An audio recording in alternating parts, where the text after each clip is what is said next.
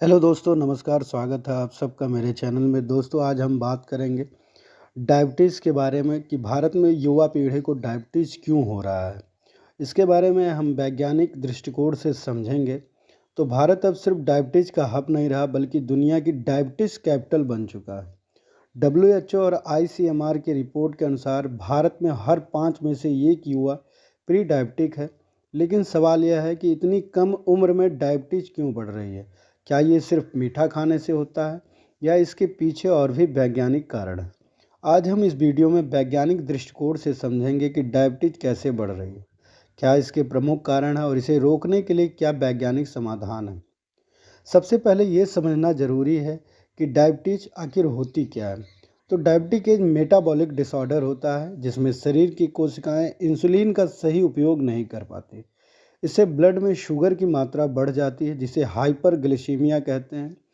और इंसुलिन का क्या कार्य है, तो इंसुलिन एक हार्मोन है जो पैंक्रियाज से निकलता है और इसका काम शरीर की कोशिकाओं तक ग्लूकोज को पहुंचाना होता है, जिससे हमें शरीर में ऊर्जा मिलती है। लेकिन जब शरीर में इंसुलिन की कमी हो जाती है या कोशिकाएं इसे पहचान नहीं पाती, तो ब्लड शुगर बढ़ने लगता है और यह डायबिटीज़ की शुरुआत होती है। डायबिटीज़ मुख्यतः दो प्रकार के होते हैं। टाइप 1 डायबिटीज़ यह ऑटो इम्यून डिसऑर्डर है, जहां शरीर का इम्यून सिस्टम ही पैंक्रियाज की बीटा कोशिकाओं पर हमला कर देता है और इससे इंसुलिन बनना बंद हो जाता है। टाइप 2 डायबिटीज़ में यह सबसे आम प्रकार है, जिसमें शरीर में इंसुलिन तो बनता है लेकिन कोशिकाएं इसे पर ठीक से प्रतिक्रियाएं नहीं देती हैं। इसे इंसुलिन रेजिस्टेंस कहते हैं। भारत में 1990 से और 2025 तक डायबिटीज़ के मामले में 150% की वृद्धि हुई है। लेकिन आखिर इसकी वजह क्या है। तो पहला वजह है जेनेटिक्स और एथनिक फैक्टर। वैज्ञानिक रिसर्च बताती है कि भारतीयों में थ्रिप्टी जेनेटिक हाइपोथीसिस लागू होती है, यानी हमारे पूर्वजों ने एक ऐसे जीन विकसित किए जो कठिन परिस्थितियों में भी ऊर्जा संचित करने में मदद करते थे। लेकिन आज की आधुनिक जीवन शैली में ये जीन उल्टा प्रभाव डाल रहे हैं और इंसुलिन रेजिस्टेंस बढ़ा रहे हैं। हाई कार्बोहाइड्रेट और प्रोसेस्ड फूड डाइट। भारतीय भोजन में कार्बोहाइड्रेट की मात्रा हमेशा से अधिक ही होती है, जैसे रोटी, चावल, आलू। ये जल्दी ग्लूकोज में बदलते हैं और पैंक्रियाज पर दबाव डालते हैं। साथ ही प्रोसेस्ड फूड और चीनी की अधिक खपत में भी एक बड़ा कारण है। फिजिकल एक्टिविटी की कमी। आईसीएमआर की एक स्टडी के अनुसार भारत में 75% से ज़्यादा युवा शारीरिक रूप से निष्क्रिय हैं। एक्सरसाइज ना करने से इंसुलिन रेजिस्टेंस बढ़ता है और डायबिटीज का खतरा बढ़ जाता है। तनाव और स्लीप डिसऑर्डर। नींद की कमी तनाव में भी डायबिटीज के लिए जिम्मेदार है। नींद पूरी ना होने से कोर्टिसोल यानी कि स्ट्रेस हार्मोन बढ़ता है, जो इंसुलिन रेजिस्टेंस को ट्रिगर करता है।